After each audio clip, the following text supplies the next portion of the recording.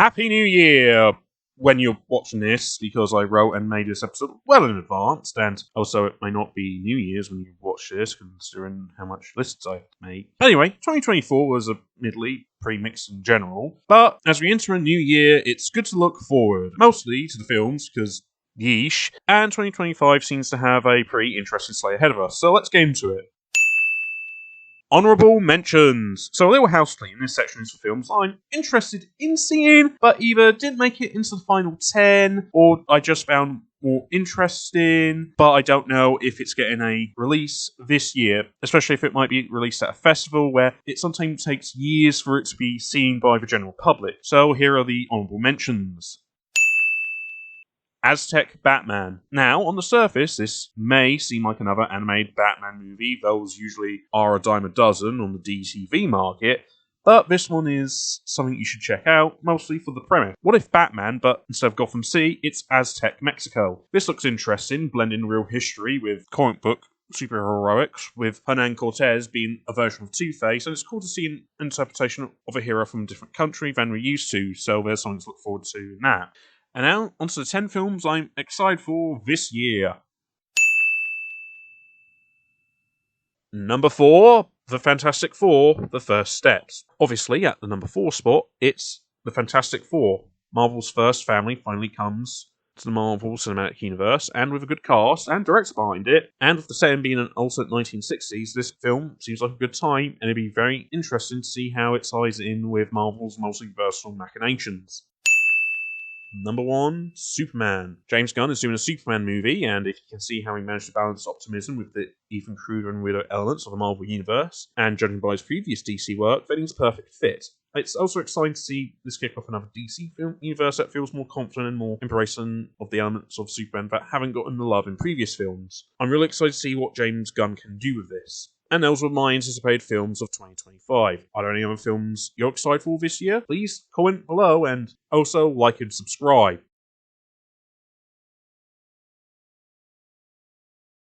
This is probably old news, but according to comicbook.com, DC Studios head James Gunn was asked at a studio event about the idea of a DC Comics answer to the recent video game Marvel Rivals, the hero shooter with characters from DC's fellow publisher Marvel, saying, "Totally possible, I'll be open to it." Now this got me pondering the idea about what characters should be in a hypothetical DC hero shooter, but then my mind wandered into a more interesting topic. Who gets to be in a hypothetical DC hero shooter? What I mean by this is that one of the reasons I think Marvel Rivals is a big success, non-gameplay wise, I don't play it, is because it has a good variety of A-list characters, but also more lesser-known characters in its roster. Cloak and Dagger, Magic, Luna Snow, Squirrel Girl, and Jeff Landshark aren't characters you think of when you hear the words Marvel, and I think embracing that variety and having deep cuts along with the A-list is good. Heck, this expands to the non-playable characters as well, with them going with Galacta instead of Galactus. So, which obscure or lesser-known characters can a hypothetical DC hero shooter use? DC has a lot of characters from different eras, companies, time periods, universes, galaxies, and everybody can't all be in one game, but there's still a big pool to choose from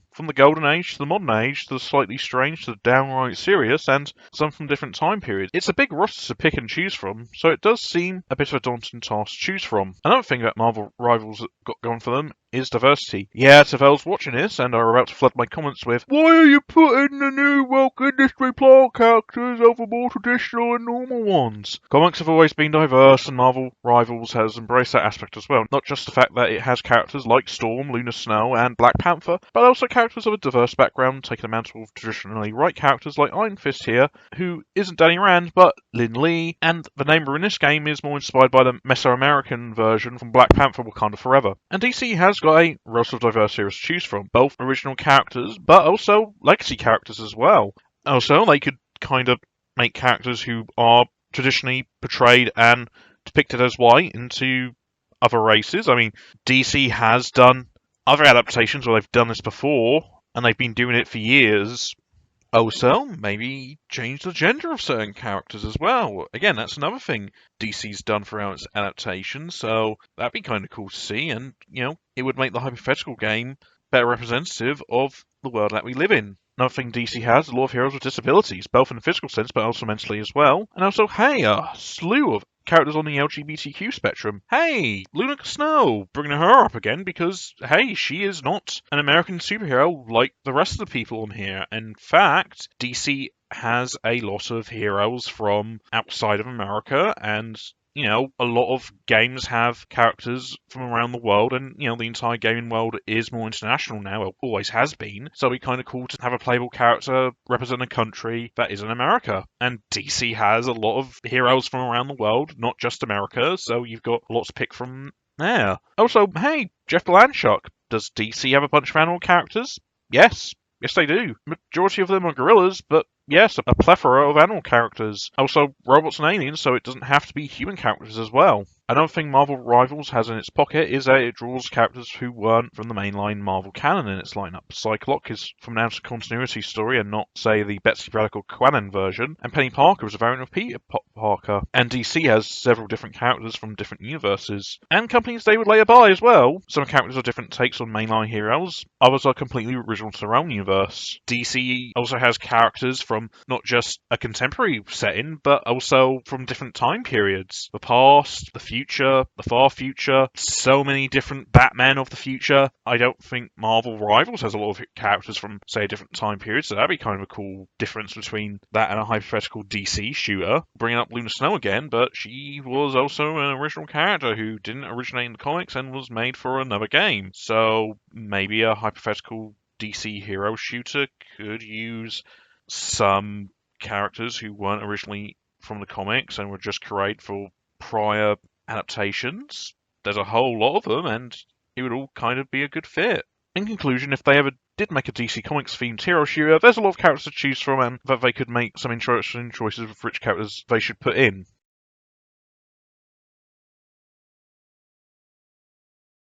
So 2025 will be the 85th anniversary of Robin, and he does not look a day over 70. Now, there's been several Robins: Dick Grayson, Jason Todd, Tim Drake, Stephanie Brown, Damian Wayne, Duke Thomas if you count Leah Robin, and Carrie Kelly. But did you know that there's a Robin that not many people know about outside of Earls? Let's talk about Mary Wills, aka Roberta, the Girl Wonder. Now, before I get into the Girl Wonder, I should direct you to this article by Brian Cronin, which does go into detail about this character. Link here. Now, Roberta first showed up in a Robin story in the anthology book Star Spangled Comics, written by Jim Mooney in 1950. Roberta is Mary Wills, a student who has a crush on Robin, who decides to become a costumed adventurer herself to date Robin, unaware that her fellow student and subject of disdain, Dick Grayson, is one of the same. She does put in the effort in training to become a superhero, shown doing the workout regime and research into crime fighting, and managed to make her own gadgets and costumes. But instead of a utility belt, she has a crime compact because this is 1950. She later teams up with Robin, managing to sneak into the Batcave and helping him take down criminals, but Robin, managing to find out her secret identity, fears for her safety and thinks of a way to get her out of the crime fighting game by doing an aptly named dick move by outing her secret identity to the public. Now, Roberta hasn't had any other appearances in the comics afterwards, which is surprising given that there's been a lot of writers who love to bring back old and obscure characters. But what I find interesting is that Roberta does predate a lot of distant counterpart characters. The Kathy Kane Batwoman first appeared in 1956 and also had a utility handbag, and Supergirl was in 1959, and it's also interesting that Jim Mooney had a stint drawing the Supergirl stories as well. He also created Catman. Now, does this mean that Roberta is Patient Zero and that a lot of other distaff counterpart characters of male heroes that have showed up since all kind of owe their existence to her? Probably not. In fact, the first distaff counterpart character was Mary Marvel, but I found Roberta an interesting character in Batman mythos that I thought would make a good video about.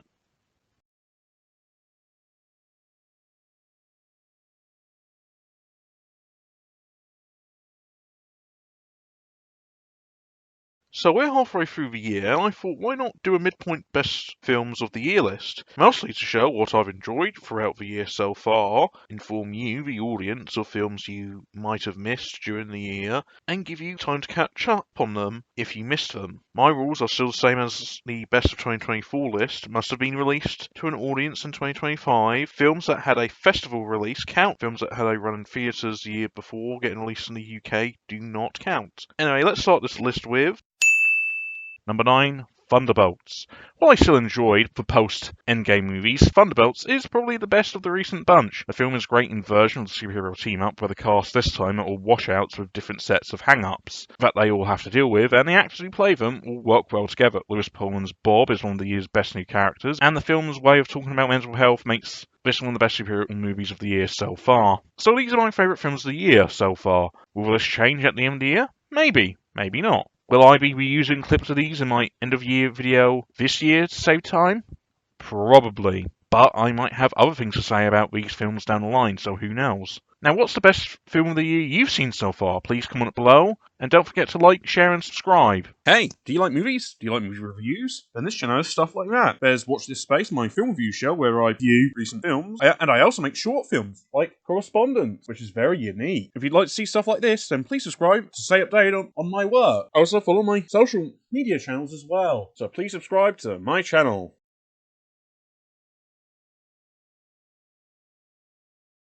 Warning, the following video discusses the latest Superman film and will get into spoilers about the film. When the video veers into spoiler discussion, there will be a warning about it that you can skip over. But still, viewer discretion is advised. So James Gunn's Superman is good. The guy who did 3 of the best MCU films surprisingly knows how to make a great superhero film that has a lot of weird, offbeat and obscure elements and makes them work when added to a Superman film. A film series that often has had trouble trying to leave the shadow of the 1978 film and make it seem new. It has elements like Krypto or his robot assistants, or additional DC characters like Guy Gardner, Hawkgirl, Metamorpho, or Mr. Terrific. We haven't seen goofy stuff like that in a superhero film, especially in a DC film, and it sets itself apart from other films. But I also like how it adds elements from 2 other older films, and you'd be surprised which ones came to my mind when watching it. Yeah, as I mentioned before, the 1978 Superman film has a large cultural footprint. Elements like the design of the Fortress of Solitude, going from an Arctic cave to a crystal fortress, and the S symbol being the symbol of the House of El, has been adapted into comics and other adaptations before, and characters like Lex Luthor's assistant Miss Tessmacher and Owners have been used in other adaptations like the CW series, or have been added to the comics. And the death of Jonathan Kent from a heart attack has been a major aspect of the character's mythos. But James Gunn's Superman film has a surprisingly enough for me, more connective tissue with Superman 4, The Crest of Peace, and, the last Superman reboot, Man of Steel. Crest of Peace is often considered one of the bad ones out of Christopher Reeve's run of films, with bad effects, low budget hampering everything, and Milton Keynes' no New York City, or Metropolis. But one element of the film is that it involves Superman dealing with geopolitical topics. In Superman 4, it has Superman walking to the UN and telling them that he's going to disarm all these countries' nuclear arsenals, and they all go along with it without any prior discussion about it. Gunn's film also deals with geopolitics, namely Superman intervening in conflicts between 2 countries, but unlike Christopher Peace, it deals with the consequences of that. That film also has Lex Luthor involved, and like that film has him trying to benefit from the geopolitical conflict. In Christopher Peace, he's making a play at arms dealing, and in Gunn's film, he's also doing that, but trying to get land. I know he's also doing that just to show he's better than Superman, but I felt it was very similar to Hackman's version of the character, so I thought I'd bring it up here. Warning, this part gets into the spoilers about the film. Best skip this section if you haven't seen the film. You have been warned. Also, Ultraman, who turns out to be a clone of Superman in the end. Well, this does bring to mind Bizarro, and especially with him being sent into the pocket dimension, which seems like a likely setup for Bizarro World. But also in Superman 4, The Quest for Peace, that has Lex Luthor create his own Superman, the Nuclear Man. In a bit of dialogue in the Gunn film, Lex mentions that he was created from a scrap of Superman's hair. Yeah, Gunn, a man who put Howard the Duck in the MCU, is not afraid to reference prior 80s comic book adaptations. Now get Heather Locklear in this universe, and he gets a trifecta. Spoiler time is over for now. You can now continue to watch the video. Now there has been lots of comparisons made between this film and the last Superman reboot, 2013's Man of Steel, which I think is fair, as Man of Steel tried to go in a different direction from the previous Superman movie, Superman Returns, but the end result is a little bit divisive, to say the least. And you can see Gunn build upon the themes and ideas that previous Superman film director Zack Snyder had touched upon in his films. Spoilers again, please skip if you do not want the movie to get spoiled. For instance, how he handles Krypton. Well, it isn't that much of a focus in his film, but Gunn does make a big change in their depiction of what is usually shown as a more utopian, but for civilization as a more colonial one. Man of Steel did touch upon this as well, but with Krypton being more explorers than militaristic. Along with Zordon's plot in that film was to make Earth Krypton with the dubstep machine. But this isn't new. My Adventures of Superman depicted Krypton in a more militaristic fashion as well, and during the New 52 era, Lara was made part of Krypton's military, but it's noticeable when comparing it to the film. Spoiler talk over. Yes, this is a bit indulgent, but it adds to the runtime and, how you gotta catch that algorithm. Also, Gunn's depiction of Lex Luthor feels like a refined version of what Snyder was doing with the character in Batman v Superman. In the DCEU, Lex Luthor was being imagined as a tech billionaire like Mark Zuckerberg, because that was the easy screenwriting shorthand for evil industrial villain at the time. They even got Jesse Eisenberg to play an updated version of the post-crisis Lex Luthor, but he also had elements of the mad scientist characterization from the pre-crisis continuity. BVS's Luther feels a bit derivative of other tech industry characters that were showing up in films and TV at the time, with Jesse Eisenberg's performance feeling a bit too manic. Compare that to Gunn and Nicholas Holt's version of Luther, and you can see he's a bit more defined and a bit more darker. Gunn, as a writer, knows how to write villains and makes them utterly reprehensible. Him and Holtz's version of Luther is manic, but he has a manic that makes pretty light film dark, while Eisenberg's Luther was manic but not that threatening and a bit silly in a film that was trying to be serious. So those were my stray observations about a great movie I watched recently. Do you have any observations you made about this film? Sound off in the comments, and don't forget to share this video, like it, and also subscribe to my channel.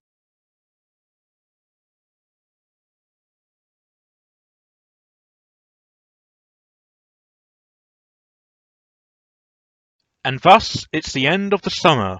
And now it's time to take stock and look back at what we did during it. I mainly watched films, so here's a list of some of my favourite films of the summer season. Now, lists like this are kind of a bit superfluous as studios spread out their tentpoles throughout the year. Big hits like a Minecraft movie and Sinners came out in April, a month before the summer movie started. But I'm keeping this list restricted to films that came out from May to August, and yes, that will include streamed movies in this list as well. Superman. James Gunn managed to do what no other Superman movie has done before and embrace the weirdness that is comic books, kicking this new DC universe off on the right foot with a hopeful tone and a timely message. David Cornsweet's turn in the Trunks is an excellent one, and Nicholas Holt's Luthor is a despicable one. It's a great film. Super, you might say. The Fantastic Four, The First Steps. Marvel's first family arrives to the Marvel Cinematic Universe, and we get to see the four embracing the Silver Age stories of the Lee Kirby run that made the Marvel Universe. Finally getting Galactus in his purple glory and being a bit more introspective. A bit like Eternals, the other Kirby adaptation in the MCU. The cast here all do good work, all getting time to shine, especially as the film focuses on the family aspect. While there's some bits not getting that much focus due to editing, it's still a fantastic film. So those were my favourite films of the summer. Agree? Disagree? Please leave a comment down below, and don't forget to subscribe to this channel to get more videos like this and other stuff I'm making.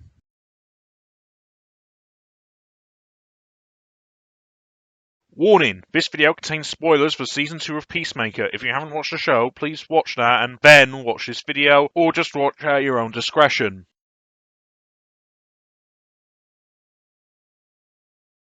And now, Season 2 of Peacemaker has come to an end, and watching it has made me think of something, especially after seeing Superman, is that Peacemaker and Superman are kind of the same character. It's an interesting dichotomy, as Superman and Peacemaker are two different types of heroes. Superman is, well, Superman, the archetypal superhero, which has had many variations based on him. Superman if he's a kid, Superman if he was a teenager, Superman if he was your dad, Superman but at Marvel, Superman if he was black, Superman but Batman's boyfriend, Superman but washed up, Superman but evil but also at Marvel, Superman if he's a kid and also evil. Well, this version of Peacemaker is a variation on various anti-heroes that have shown up in the comics. This one takes cues from the 80s version, who changed from his more espionage roots to a more darker and edgier vigilante, who's haunted by his past as part of a trend in comics, trend towards more anti-heroes inspired by the likes of Punisher, Wolverine, and most importantly Watchmen, which in turn had the Comedian, a character inspired by the original Charlton Comics Peacemaker. Superman has been pastiche, and the other one has become a pastiche. But James Gunn gives both Superman and Peacemaker the same type of hurdles, despite their difference in status. In Peacemaker, Chris Smith is a man who's trying to reconcile his upbringing by an abusive white supremacist father and tries to move on from it.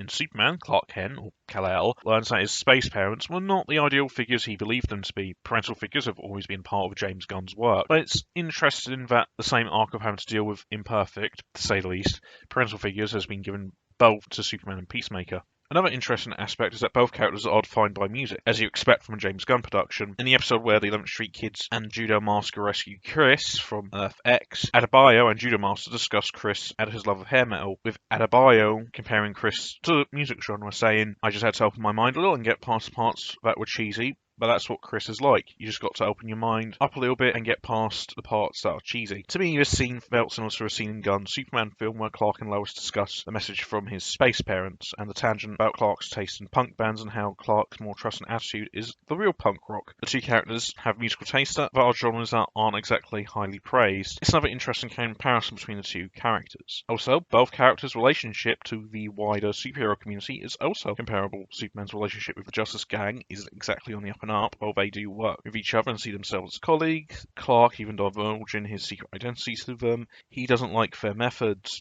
Peacemaker is not respected at all. His frustrations are shown from his endless conspiracies about the heroes he spouts in Season 1 back when he was set in the DC EU. He is proof positive of that, and he's rejected by Maxwell Lord, Guy Gardner, and Hawkgirl at the beginning of Season 2. This also brings me to another comparison. Both of them find comfort in what they thought were the ideal versions of their parental figures. Gary, Superman's robot, keeps mentioning that the Kryptonian message soothes him, and Peacemaker initially finds Earth-X a perfect world for him, but both end up having a rug pulled out under them, and in the end they both find solace in their found families. Now there's some key differences between the heroes as well. For instance, they have a different work-life balance. Superman, as always, keeps up the whole secret identity, with the only person who knows about his heroic side gig at Day Planet is Lois Lane, but it was implied that maybe Perry White and Jimmy Olsen are also privy to it. Compare it to Peacemaker, who doesn't really have a normal job or life and only does government work, but still maintains a social life with his co-workers who know Peacemaker is Christopher Smith. Also, one kills and the other doesn't. That's another important detail, but it's all about the work-life balance for me. James Gunn manages to give one of the most well-known superheroes and one of the most obscure ones similar character beats, creating an interesting juxtaposition between them, showing that while there are differences on some levels, they are still dealing with the same stuff. It'll be interesting to see how the rest of the DC universe will play along with this idea.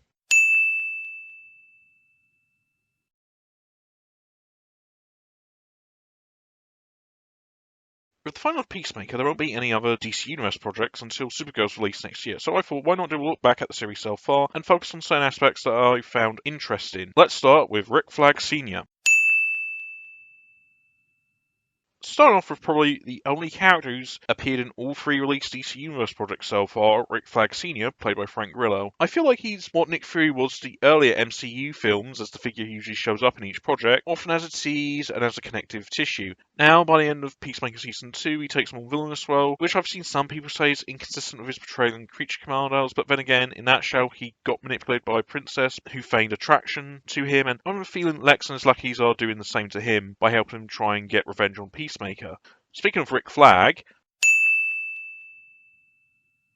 so it's clear that the remaining elements from the old DC EU are the projects that James Gunn worked on, namely the Suicide Squad and the first season of Peacemaker, with most of the characters adjacent to those projects making a move over to the new universe. But in the episode of Peacemaker, another Rick up my sleeve had Joel Kinnaman appear as two versions of Rick Flag, the one from the mainline universe and the one on Earth-X. And the mainline version mentions his relationship with Enchantress, which occurred in Suicide Squad 2016. Does this mean that that film is canon with the rest of the new DC universe? Maybe not, as that film was a bit reliant on the events of Batman v Superman, but then again, this new universe has embraced retcons like in the comics. So do I think this could leave the door open for Enchantress, or maybe a different version played by a different actress show up, because we saw how Junior's death affected Senior, and maybe Katana as well, considering that she had Rick's back in that film and she can cut people in half with one sword stroke, just like Mona Lawn. It would be advisable not getting killed by her. Her sword traps the souls of its victims. Maybe not.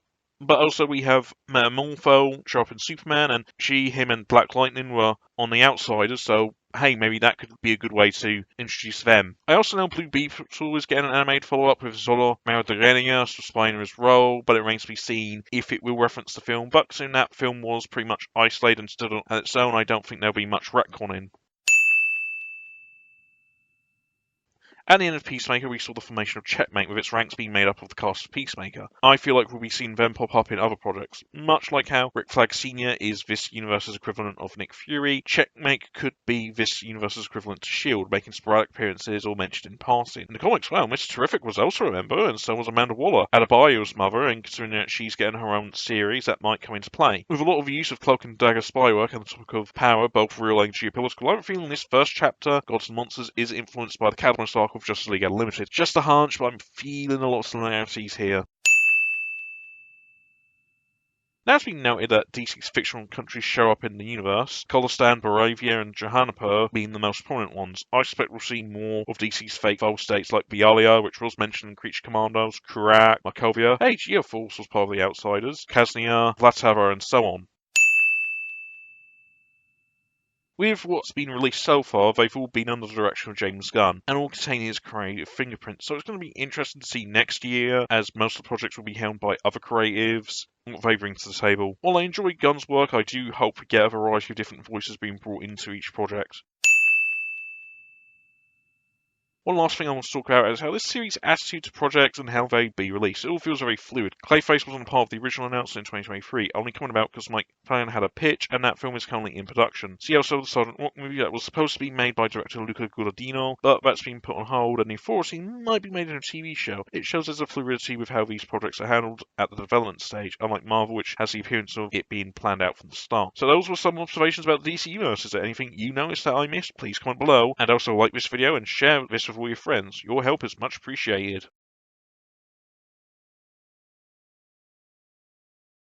There's been a lot of Batman adaptations over the years. Also, Water is Wet. Yeah, begin this with the obvious, but when discussing actors who've played Batman, it's mostly focused on films, with the occasional nod to TV like Adam West or animation with Kevin Conroy. But if you dig deep enough, you'll find there's been a bunch of actors who've played Batman in live action outside of the most well-known versions. So for this episode, we're looking at the lesser-known live-action Batman. I'm mostly sticking to live action because, well, there's a lot of great animated Batman productions. There's just a lot of it, and I want to make these episodes a little bit shorter. So let's start with the first actor to actually play Batman in live action back in the 40s, Lewis Wilson. The first live-action depiction of Batman was a film serial in 1943, where he was played by actor Lewis Wilson. Wilson made appearances in other films, but mostly quit acting and went to work with General Foods, his last role being in the TV show Orson Welles' Great Mysteries in 1973. A fascinating fact I found was that his wife was actress Dana Nuttall, who he starred opposite in the B-movie Wild Woman. She would later marry film producer Albert Chubby Broccoli, aka the producer of the James Bond movies. In fact, his son Michael G. Wilson, along with his stepsister Barbara Broccoli, were producers of the franchise until they gave creative control to Amazon MGM this year. So there's a relationship between Batman and Bond you probably didn't know until now. In 1949 they made another serial, but Wilson didn't return as Cape Crusader. That role would be filled out by Robert Lowry. Robert Lowry took on the role in the 1949 serial Batman and Robin. Prior to Batman, he had a lot of roles in action films, most notably in the Tyrone Power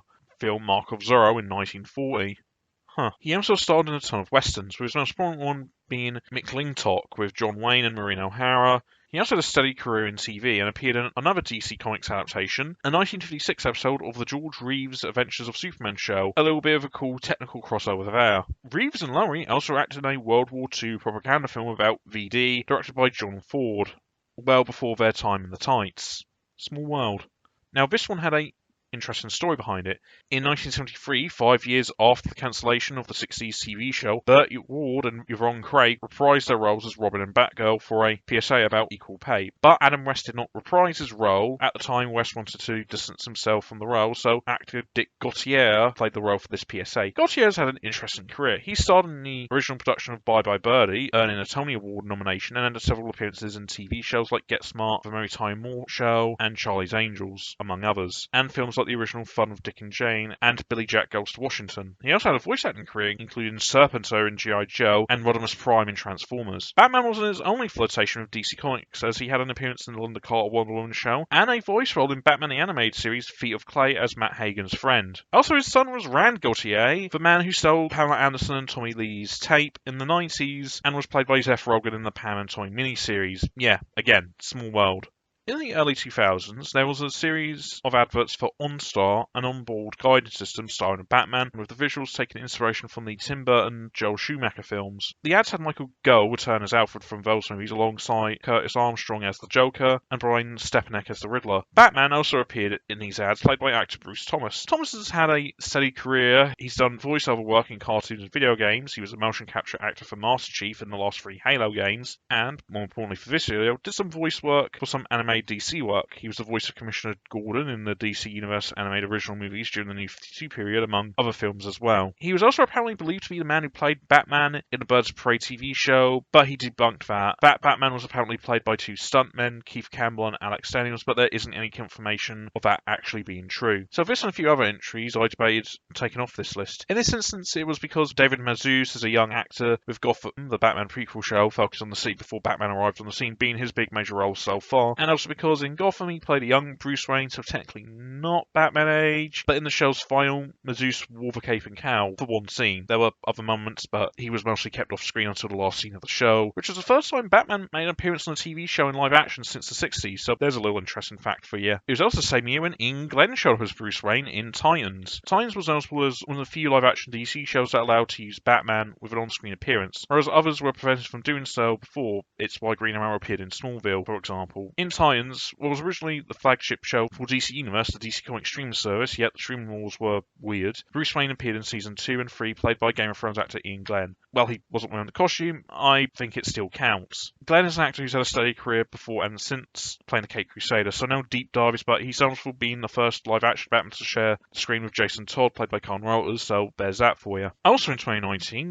big year for DC shows. There was a Batwoman show. Batwoman was a show set in the Arrowverse, a series of DC comic TV shows all sharing the same universe, but with a caveat that they couldn't use some of the big-name DC characters, with some exceptions. This was mostly due to the concurrent DC Extended Universe film series that were using all the big-name characters. Batwoman, the Gotham City set show starring Bruce Wayne's cousin, Kate Kane, then later Ryan Wilder because Ruby Rose left the show before season 2, defending Gotham in Bruce's absence. While Batman never showed up in person, sometimes he was obscured, but he managed to get Bruce Wayne to appear. In the season 2 premiere, Batman was impersonated by supervillain Hush and appeared in a vision to Luke Fox in another episode. Both these instances, he was played by actor Warren Christie. Warren Christie has and continues to work in TV and film. Notable appearances include an episode of Arrow as a different character, and also Supernatural, whose colleague Jensen Ackles was considered to play the role but didn't come to fruition. Also, Batwoman was supposed to have a crossover with Superman and Lois, but that didn't happen due to the COVID pandemic affecting TV production. It's been suggested, but never confirmed, if it was supposed to include Bruce Wayne. The main plotline of Batman was about what happened to Bruce and why he disappeared. So it would make sense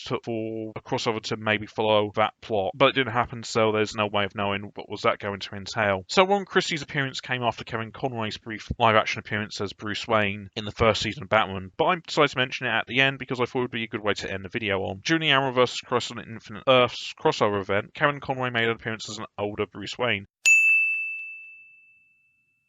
It's obviously well known at this point, but Kevin Conroy was known for the voice of Batman in a variety of different mediums, animation, film, and video games, and in the Crisis crossover he got to play Batman, who broke his code and went bad. It's a good performance out of several from the man, going against type, serving as a contrast to Brandon Routh's turn as Superman in the same episode, and gets to envelop every old future version of Batman. He's got the exoskeleton from Kingdom Come, he quotes Dark Knight Returns, he also gets to share a scene with Kate Kane, which this performance has a bit of historical importance. Kevin Conroy is the first openly gay man to play Batman in live action, and having him share a scene with Kate Kane, one of the most prominent lesbian superheroes, and especially in an episode of her own show, is a good scene with a lot of significance to it. It also is a little bit thematically relevant to the show's overall arc, especially of Kane's character arc of trying to be Batman, or Batwoman. Yeah, they kind of went with the legacy route. Anyway, it's a good scene with a lot of significance to it, and it's one of my favourite moments of Kevin Conroy as Batman. So those were the men who were Batman in one way or another. While they may not be talked about among the well-known Batmen, they still got to be the Dark Knight for one moment.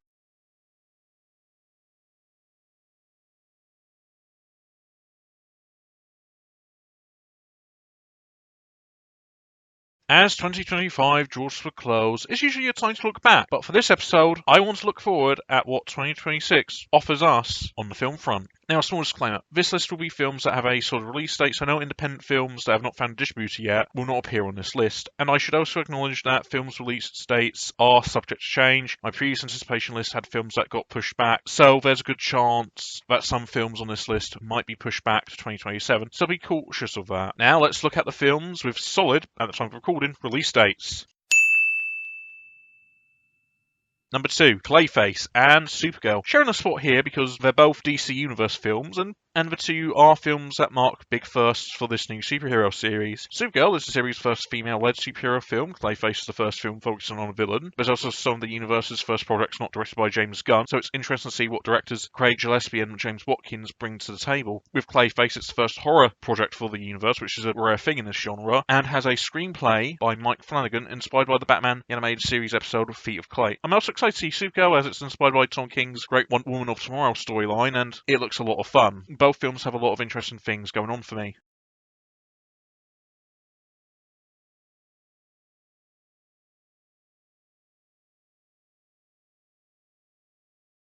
Happy New Year! To bring in 2026, let's talk about last year's movies. The criteria for this list is as follows. Films must have been released in 2025. Awards films that had their wide release in the UK in January and February will not be on this list as they had their limited releases in 2024 and are not 2025 films. Nor will international films that were released in their country of origin in 2024 will be on this list as well. But festival films that premiered in 2024 during the festival circuit but got released to the general public this year have a place on this list.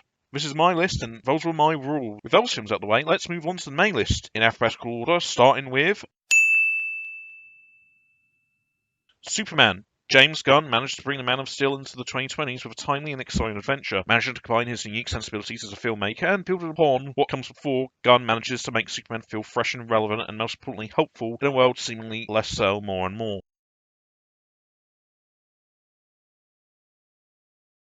This year will be a big year for games. We have high-profile releases like GTA 5, Insomniac's Wolverine game, 007 First Light, and Resident Evil Requiem, among others. One game I'm interested in, or paying attention to because I don't have a modern console to play games on, is LEGO Batman Legacy of the Dark Knight, a reboot of the LEGO Batman series which tells Bruce Wayne's journey into becoming Batman and taking inspiration from a variety of other Batman media. This made me think of previous LEGO Batman games, and so the next couple videos are going to be a retrospective on previous LEGO Batman games and also LEGO DC supervillains, good measure. So from my personal experience, I loved Traveller's Tales LEGO games growing up. Never really finished the early games, but I enjoyed them, and Batman was no exception to my recollection, and I remember it being a bit of a departure from the previous LEGO games at that point. Traveller's Tales LEGO games were usually based on IPs, and at the time the previous games, LEGO Star Wars and Indiana Jones games, were comedic recreations of the movies. LEGO Batman wasn't. It was the first original story for a LEGO game, albeit simple. It's mostly Batman and Robin having to get their rogues gallery back into Arkham Asylum, but it also had the ability to play as villains and have them get their own perspective on the story. It managed to make the game feel longer and also add some variety by playing as different characters, because if not, you'd be playing as Batman and Robin for all of the game, which would be a bit boring, whereas the other games let you play as a variety of different characters depending on the level. You also get different suits for the dynamic duo to help solve puzzles and gain abilities for them, as again, mostly to diversify gameplay, as for the majority of the game, you're playing the same character with similar skill sets, so it would be repetitive if they weren't there. This would become a staple of the rest of LEGO Batman games, but not LEGO DC supervillains. Now, full disclosure, I never finished this game and it's been years since I've played it, so my memory's a bit fuzzy, so I can't go into more detail, but I remember playing the sequel and finishing it in full, so next episode we're going to talk about the impactful sequel, LEGO Batman 2,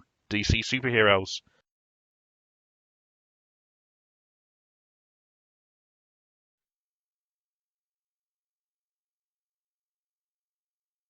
In 2012, LEGO had a new theme, superheroes, which had two of the biggest names in superhero-dom, Marvel and DC, and just around the same time we got a new LEGO Batman game. The sequel managed to up the ante in a big way by introducing the rest of the DC universe, mainly just teaming up with Superman and then having the Justice League show up at the last level. But it's still a great game and one of the most impactful LEGO games. It was also a favourite of mine and I used to play it a lot with my friend on the Wii back in the day, and it holds a special place in my heart. Now, one of the things to talk about in this game was how it introduced voice acting. This was a controversial decision, mostly owing to the earlier LEGO games being mostly silent with grunts, which did add to its humour. I like the voice acting. It helps that LEGO Batman 2 has a good voice cast made up of role reprisals like Clancy Brown as Lex Luthor, or actors who would go on to play these characters in other projects like Troy Baker as Batman and Travis Willingham as Superman. And it helps tell the story better if they're doing an original story. But in other games, I do find it a bit perfunctory, especially in the movie remake games, where you're kind of confined by the events of the film. In this game, it does help that there are moments which don't have any dialogue, which I think makes it a good balance. Another element was that this was the first LEGO game to go open world. Other LEGO games mostly had hub worlds, but this let you play around Gotham City, and later LEGO games would follow suit. It's an okay open world. There are a lot of puzzles to do, and you can catch escaped supervillains, but that's just it. There's a lot of thugs parading around the city as NPCs, but there isn't much else to do. LEGO games would add side quests, alleviating that problem. The game's story is a lot of fun, dealing with Batman and Robin having to stop Lex Luthor from rigging the election with the help from the Joker. This was from 2012, a different time. There's a bunch of fun levels, good puzzles to solve, and super suits are all pretty fun. It's also probably one of the best games to have Superman in it. Well, LEGO Batman 2 let you be the world's finest. Its sequel would let you explore the DC universe, but you'll find out about that next time.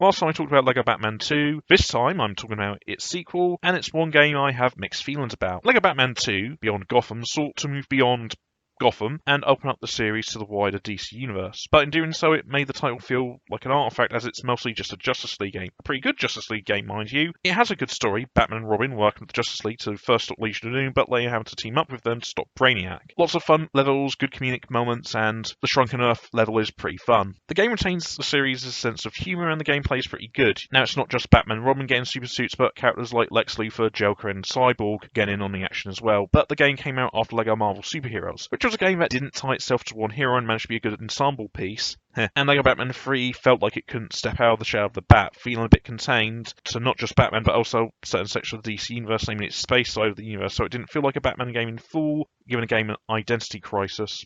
The game was also released during Batman's 75th anniversary, and he is DC's most popular character, which kind of has a bit of commentary on how the big two focuses on their characters. Marvel can use their entire roster, while DC focuses on one guy. I mean, it's kind of changed now, but it's good to promote the rest of the universe. Also, this game goes back to hub worlds, then the open world of LEGO Batman 2, which feels like a step back, especially as LEGO Marvel kind of affected the whole superhero city aspect with side quests and appearances from other Marvel characters. Also, the game was released during the New 52 period, and there was a synergistic push at the time across a lot of its media properties to at least resemble the comics. The big, probably noticeable thing here is that all the characters' costumes in this game all resemble what they were wearing during the New 52 period. Superman doesn't have any underwear, Wonder Woman's armor has more silver instead of gold, and Batman has the weird lines. But there are things I love about this game. I love the continuity between the games, with Lex Luthor's plan in this game follows on from his failed presidential bid. This was a game from 2014, when you were supposed to take the L. I love the bit with the emotional spectrum messing up the heroes. I loved Solomon Grundy. I love the cameos, even if Conan O'Brien's was a bit weird. I enjoyed the Adam West Batman level, and I love seeing the wider DC universe get in play, even if it's under the guise of a Batman game. So that was LEGO Batman 3 and the end of the LEGO Batman trilogy. But the LEGO DC universe didn't end there. So let's find out next time when the DC universe goes bad.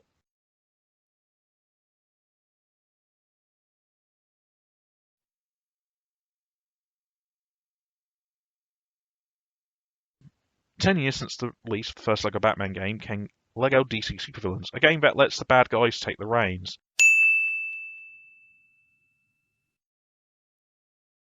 This is a fun game, having the supervillains lead the game so the heroes differentiates itself from LEGO Marvel superheroes, which this game takes a lot of cues from. But the game's embrace of the wider DC universe feels more fitting than LEGO Batman 3. Also, the return of the open world lets you move more freely across several locations, more easier than LEGO Batman 3, but the game has an interesting idea at the heart of it. For the longest time, LEGO games had a create your own character feature. That was always an extra feature, but for this game they made your own original creation, do not steal, a central part of the game's storyline. Also, the characters are silent, so you both get a silent character like the old games, but it reaches a happy medium between having a voice cast and the game has a good voice cast. While recurring voice actors like Troy Baker and Christopher Corey Smith are replacing their roles as Batman and Joker, but they are replaced by Kevin Conroy and Mark Hamill reprising their roles from the DC animated universe, among other former DC actors reprising their former roles. The story is also good, combining elements of the Forever Evil and Darkseid War storylines into one story gives this film a higher stakes than the last one, and the new goals are fun in this game, with them having an equal amount of menace, but not too scary for a LEGO game. The game manages to get a lot out of exploring the wider DC universe. You get a level in Arkham Asylum, a level in Atlantis, a level in Gorilla City. It managed to pack a lot, unlike the more contained Beyond Gotham,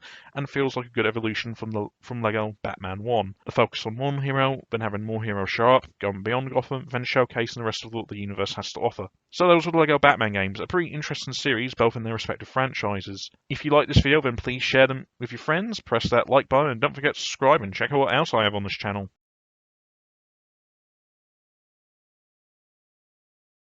Legacy heroes are a common idea in superhero comics, the idea of the hero's mantle being passed down the generations. Sometimes legacy heroes can outshine their predecessors, like the most well-known version of heroes like Green Lantern and the Flash being the second versions of those characters. We've seen this idea make its way onto the big screen recently. Black Panther had to switch from T'Challa to Shuri due to the passing of Chadwick Boseman. We've had two different Captain Americas headline big blockbusters, and the Spider-Verse movies are all about second Spider-Man Miles Morales. Now, one of my favourite heroes is a legacy hero, Kamala Khan, aka Miss Marvel, and I find her an interesting legacy character because she's a reinvention of what a legacy character can be and how she fits into the larger Marvel mythology. So this episode, we're gonna look at that. Created by Sana Amanat, Stephen Wacker, Jubella Wilson, Adrian Alfonia, and Jamie McKelvey, Kamala Khan is the fourth person to inherit the title of Miss Marvel. The first was Carol Danvers, who got promoted to Captain. The second was Sharon Ventura, who became She-Thing. Third was Carla Sullivan, the villain Moonstone, who took the mantle of Miss Marvel under Norman Osborn's Dark Avengers. Kamala Khan is probably the most impactful one out of the bunch. When she was revealed in 2013, she got a lot of media coverage, especially non-nerd outlets like The Guardian, because she was the first Muslim hero to mainline her own book in a mainstream comic book company. Which brings me to my first point about Kamala Khan and legacy heroes. Somebody different. One of the things about legacy heroes is they change the status quo by having someone different in the costume and with a different perspective. You can have someone with a different background take the mantle than the last one. Think of the Robins. Dick Grayson, a former circus acrobat who lost his family. Jason Todd, post-crisis continuity anyway, an orphan who never knew his family with a bit of recklessness to him, Tim Drake who had a family and a life outside of Batman, and Damian Wayne, Batman's kid, who lived a sheltered life and was raised by an assassin group. Different characters, different backgrounds, and entirely different Robins. With Kamala Khan, she's a Pakistani American from New Jersey who's also a nerd. That's a bit different from Carol Danvers, who is a white lady who worked for the Air Force. Big difference there, as I mentioned before, representation is important. Writing for The Guardian in 2013, Muaz Khan wrote about what Kamala Khan would mean for young Muslim people. Having worked with young people for over a decade, the need for relatable role models,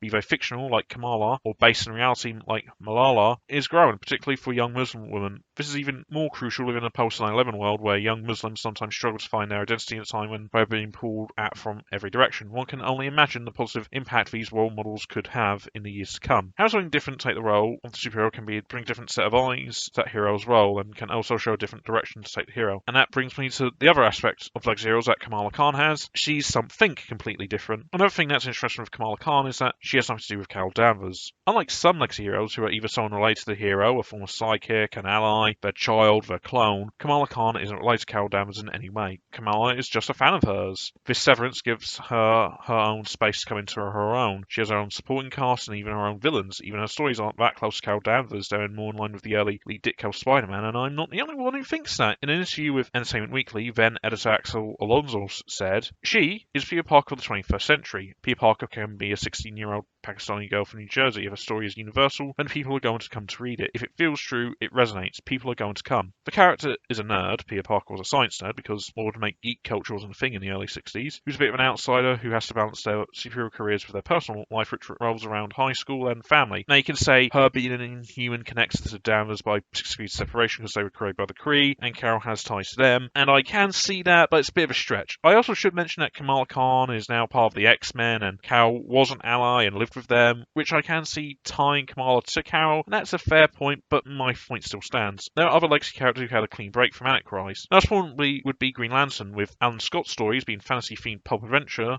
comics to the Silver Age, with Hal Jordan's stories going into space, making a clear distinction between the two characters. Kamala Khan's early stories were more grounded and dealt with more down-to-earth issues that set Kamala apart from her predecessors, which were, especially in Carol Danvers' case, more in line with the cosmic side of the Marvel Universe. So that was my brief analysis on Kamala Khan and how she defies certain legacy hero molds and strikes out on her own. Is there any points you think I missed? Then please leave a comment below, and don't forget to click that like button, and if you want more stuff like this, then please subscribe. Like what you see here? Then please subscribe for my YouTube channel so you can get more Watch This Space, but also other things such as my short films. Please remember to like and subscribe to the videos you just watched, and also please check out The Orange Bin, my blog, where I have write-ups of my episodes here, which with links to sources that I mention on the show. Also contains some of my old blog posts if you want to see what else I used to do back in the olden days. So please remember to check out my blog and like and subscribe to my YouTube channel.